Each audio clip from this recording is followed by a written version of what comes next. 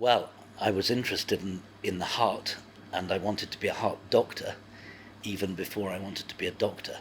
So I think, like many people, I shared a fascination with the heart. I had a strong conviction that the heart was the most important bit.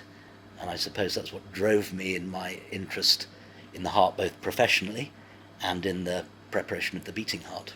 So I've been in Oxford for quite a long time, on and off.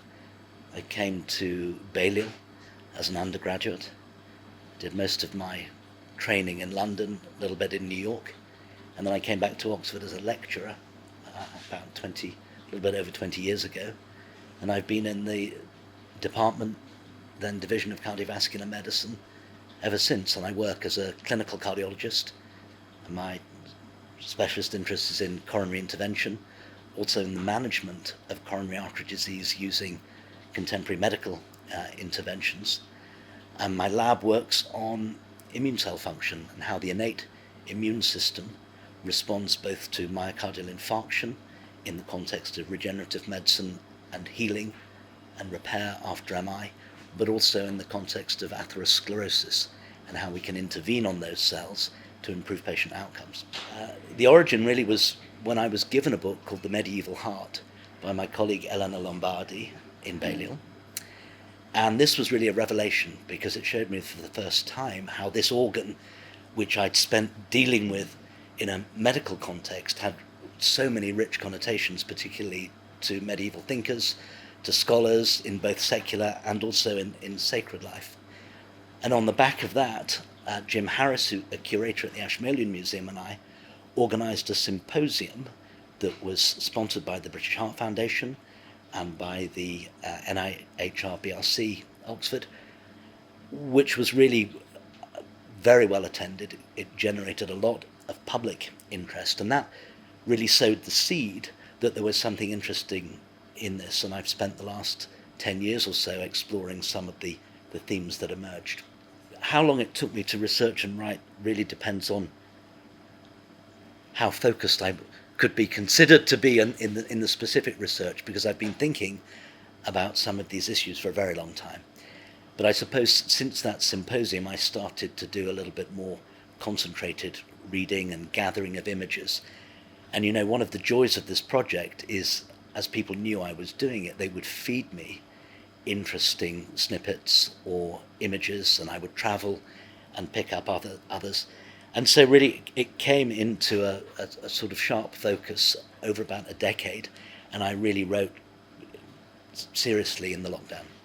Well, the Oxford connections were a real revelation. I'd known some of them, but particularly in relation to the 17th century, when William Harvey was installed as the warden of Merton just after and during the Civil War. And then in the aftermath, there were a number of investigators. So Thomas Willis would be probably best known and foremost, Ralph Bathurst, Richard Lower, and Christopher Wren, as a rather junior researcher, was also part of that gang. And between them, they did some really remarkable and pivotal experiments and wrote some really influential texts. And probably my favourite Oxford early cardiology contribution is from Richard Lower. And at that time, there was still a debate as to how the heart beat for itself and whether the expansion and contraction was some inherent property of the heart, or whether it was due to something called ebullition of the blood. So in other words, as the blood heated up, it made the heart expand. So Richard Lower put this to bed forever by doing 2 experiments in dogs. One where he explanted the heart and showed that it could beat completely independently, at least for a few beats on the ground. And another really very flamboyant experiment where he replaced the circulating volume of blood with a mixture of beer and wine and saw that the heart could continue to beat with no support from the blood.